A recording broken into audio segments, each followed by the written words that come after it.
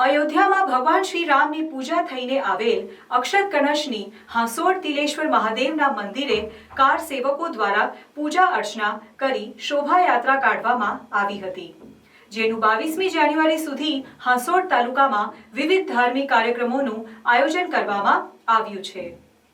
અયોધ્યામાં ભગવાન શ્રી રામની પૂજા થઈને આવેલ અક્ષત કળશની હાંસોડ તિલેશ્વર મહાદેવના મંદિરે કાર સેવકો દ્વારા પૂજા અર્ચના કરી શોભાયાત્રા કાઢવામાં આવી હતી, જેનું 22 જાન્યુઆરી સુધી હાંસોડ તાલુકામાં વિવિધ ધાર્મિક કાર્યક્રમોનું આયોજન કરવામાં આવ્યું છે।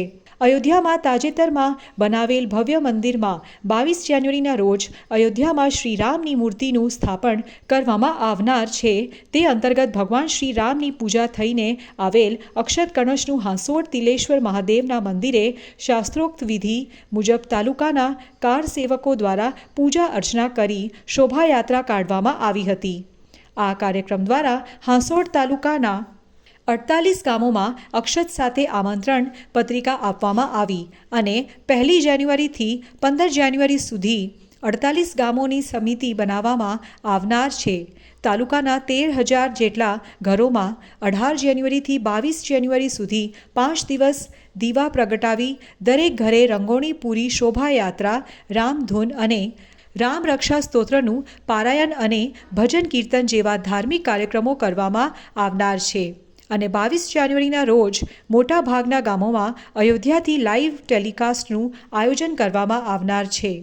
આ પ્રસંગે વિશ્વ હિન્દુ પરિષદના આગેવાનો અને કાર્યકરો અને તાલુકાના રામ ભક્તો મોટી સંખ્યામાં ઉપસ્થિત રહ્યા હતા। તિલેશ્વર મહાદેવના મંદિરે સર્વ જેટલા પણ હાંસોડ તાલુકાના કાર સેવકો હતા એ કાર સેવકોના હાથે કળશનું પૂજન કર્યું। એ દરમિયાન સંતોની ઉપસ્થિતિ રહી, તાલુકાના આગેવાનો, વડીલો અને સર્વ કાર સેવકો ઉપસ્થિત રહ્યા। જે કાર સેવકો હાજર ન હતા એમના દીકરાઓ પણ ઉપસ્થિત રહ્યા અને આ કાર્યક્રમને પૂર્ણ કરવામાં આવ્યો। આ કાર્યક્રમમાં આજે હાંસોડ તાલુકામાં 48 ગામોને અયોધ્યાથી આવેલા અક્ષત અર્પણ કરવામાં આવ્યા। સાહિત્ય એટલે કે આમંત્રણ પત્રિકા અને મંદિરનો ફોટો પણ અર્પણ કરવામાં આવ્યો।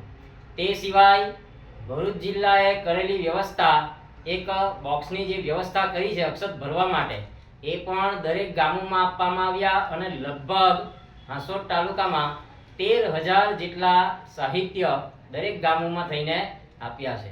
હવે 1 જાન્યુઆરીથી 15મી જાન્યુઆરી સુધી હાંસોડ તાલુકાના હિન્દુ સમાજના દરેક ઘરોમાં ભગવાન રામ દ્વારા જે આમંત્રણ આવેલું છે એ આમંત્રણ કાર્યકર્તાઓ દ્વારા આપવામાં આવશે। 48 ગામોની સમિતિ બનાવવામાં આવી અને એ સમિતિ આ કાર્યક્રમ સંપન્ન કરશે।